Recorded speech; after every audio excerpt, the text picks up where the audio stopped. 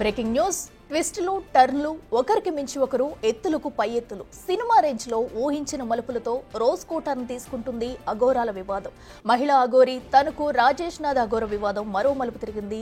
ఈ వివాదంలోకి మరో 2 పాత్రలు ఎంటర్ అయ్యాయి. హిందూ ఐక్య పోరాట వేదిక నేత అనిల్ బెహారాపై అఘోరి సంచలన ఆరోపణలు చేస్తుంది. రాజేష్ నాథ్ అఘోరాకు ఈ అనిల్ బినామీ అని చెబుతుంది. తనకు అసభ్యకరంగా వీడియో కాల్స్ చేస్తున్నాడంటూ నల్లపాడు పిఎస్ లో కంప్లైంట్ చేసింది.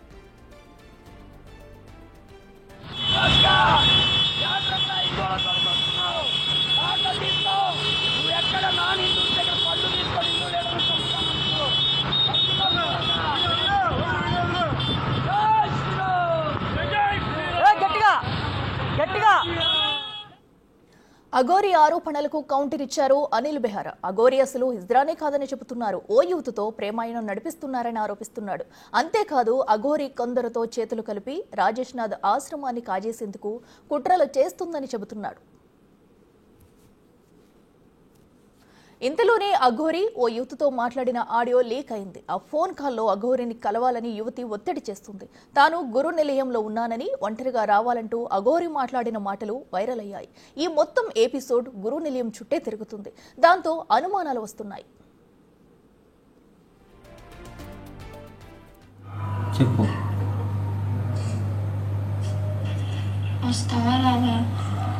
దేనికి? ఎక్కడున్నావు? వస్తున్నా. చెప్పు, ఎక్కడున్నావు? లొకేషన్ పెడతాను, రా. ఎక్కడున్నావు?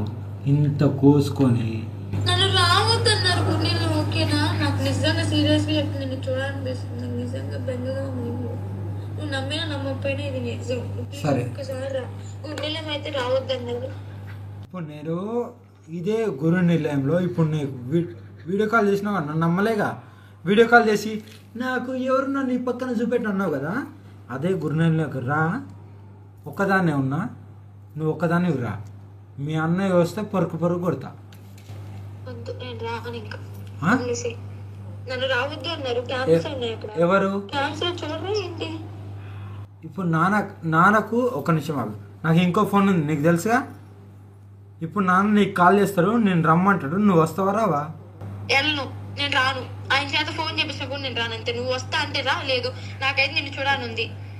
నేను ఒక అరగంట 20 నిమిషాలు, ఒక అరగంట అయితే చూడగలను. అంత మించి నేను తర్వాత నా గురించి కూడా నీకు తెలుసు కదా ఏం చేసుకుంటాను. సీరియస్ అంటే సీరియసే. ఇక ఆ పైన చూసుకో. అంతే. అరగంట అంటే అరగంట వెయిట్ చేస్తాను నీకోసం. అంతే.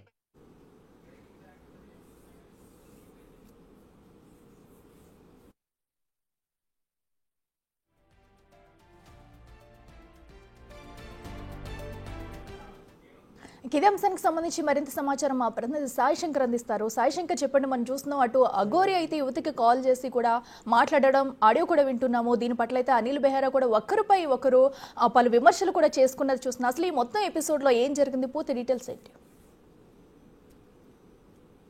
ఇలా ప్రస్తుతం మహిళా అఘోరి, అదేవిధంగా తనకు సంబంధించినటువంటి రాజేష్ నాథ్ జీ అఘోరికి సంబంధించినటువంటి వివాదం రోజు రోజుకి ముదురుతుందనే విధంగా చెప్పొచ్చు. అక్కడ ఉన్నటువంటి పరిస్థితులు గుంటూరుకు చేరాయి. ఇప్పుడు అక్కడి నుంచి గుంటూరుకు వచ్చినాయి. గుంటూరులో నల్లపాడు పోలీస్ స్టేషన్ లో ఈ అంశానికి సంబంధించి కేసులు కూడా నమోదవుతున్నటువంటి పరిస్థితి ఉంది. అసలు ఏంటి ఈ అఘోరాలు, ఏంటి ఈ ఆరోపణలు, ఏంటి అసలు ఏం జరుగుతుంది? మహిళా అఘోరి ఇంకో మహిళా అఘోరితో మాట్లాడుతున్నటువంటి వీడియో కాల్ కూడా బయటికి రావటం, అందులో కొంత మనం కూడా గమనిస్తే ఒక ప్రేమాయణం కానీ, లేకపోతే వాళ్ళిద్దరి మధ్య అసలు ఏం సంబంధం, ఇద్దరు మహిళలు మాట్లాడుకునేటటువంటి వివాదం మాటల్లాగా లేనటువంటి పరిస్థితి. ఇదంతా ఏంటి అనేది మనతో మాట్లాడడానికి అనిల్ బెహారా ఉన్నారు. ఏంటి అసలు ఏం జరుగుతుంది? మీ మీద ఎందుకు కేసు నమోదైంది? సార్, ఇదంతా ఒక కుట్ర. మీరు దయచేసి మహిళా అఘోరి అనేసి ఆ సీను అనేవాడిని సంబోధించొద్దు.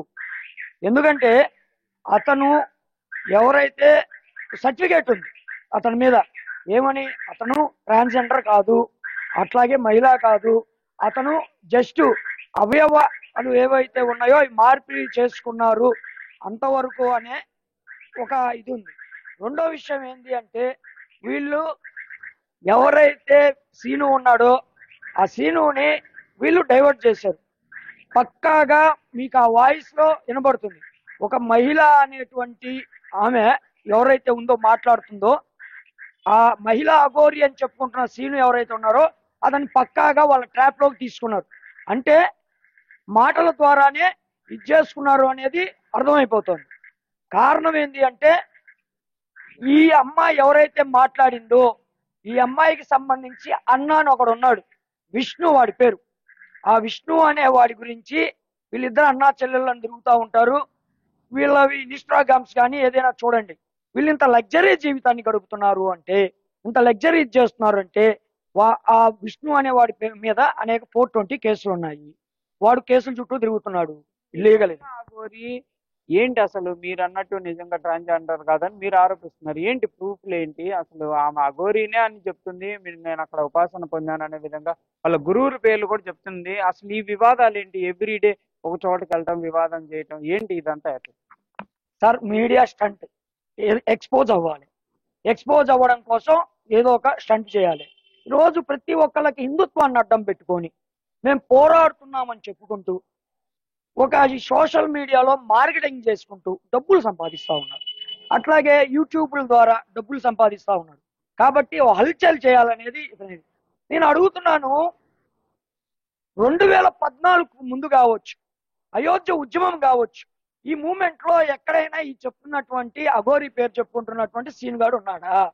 సీన్ గాడనే అంట. అతని ఆధార్ కార్డు నా దగ్గర ఉంది. 97లోనే ఎప్పుడో పుట్టాడు. 2014లో అవయవ మార్పిడి చేసుకున్నాడు, ఆ సర్టిఫికేట్ ఉంది. దాంట్లో కూడా ఈజ్ నాట్ ట్రాన్స్జెండర్ అనేసేసి ఉంది. ఈ అని ఉంది, షీ లేదు. ఈ అంటే అతను ఉంది. నా దగ్గర పక్కా ప్రూఫ్ ఉంది. నేను అది అన్ని గ్రూపుల్లో కూడా ఫార్వర్డ్ చేయడం జరిగింది, మీడియా గ్రూపుల్లో. ఈరోజు చెప్తున్నాను, దయచేసి ఇట్లాంటి వాళ్ళని ప్రోత్సహించకండి. అరే మరీ దారుణం, మీడియా మిత్రులను కొట్టాడు మంగళగిరి వచ్చేసేసి. పవన్ కళ్యాణ్ గారిని బద్నం చేయాలని చూశాడు. ఏంటంటే ఎంతసేపుడికి హడావుడి చేయాలి, ఎక్స్పోజ్ అవ్వాలి అని చూస్తున్నారు. కానీ ఇందులో అర్థం కానటువంటి మిస్టరీ ఏమిటి అంటే, వీడు ఇంత హల్చల్ చేస్తున్నా, పోలీసులని ఏ కొడుకులు ఆ కొడుకులని ఇష్టం వచ్చేట్టు తిడుతున్నా, పోలీసుల మీద దాడులు చేస్తున్నా, హిందూ సంఘాల మీద దాడులు చేస్తున్నా, ఇతన్ని ఎందుకు అరెస్ట్ చేయట్లేదు? ఇది $1 మిలియన్ క్వశ్చన్. ఈరోజు వాడు చెప్తున్నాడు ఏంటంటే, మా అమ్మని వచ్చి గుడ్డలు కూడా తీసి చూపిస్తా అన్నాడు. నేను అన్నా, ఏమన్నానంటే ఫోన్ చేసి తమ్ముడు శ్రీను అని తిట్టా. తమ్ముడు శ్రీను, మా ఇళ్లలో ఆడవాళ్ళ దగ్గరికి గుడ్డలోడ తీసుకొని వచ్చి ప్రదర్శన చేసి బెదిరిస్తానంటున్నావు.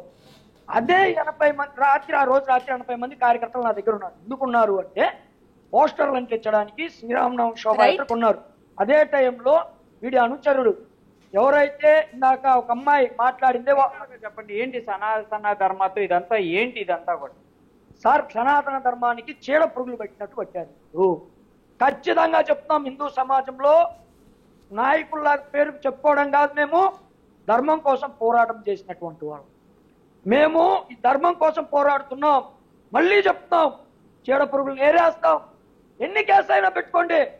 ఈ రోజు 97 నుంచి ఇదే పనిలో ఉన్నాం. అనేక రకాల కేసులు అయ్యి అనేక రకాలుగా జైల్లో ఉన్నాం. ఓన్లీ ధర్మం కోసం మాత్రమే.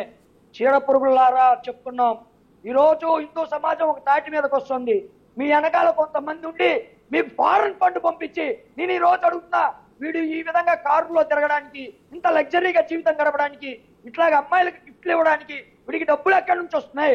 ఈ రోజు ఇన్ని సంవత్సరాల నుంచి పనిచేస్తాం, మాకు అప్పులే ఉన్నాయి.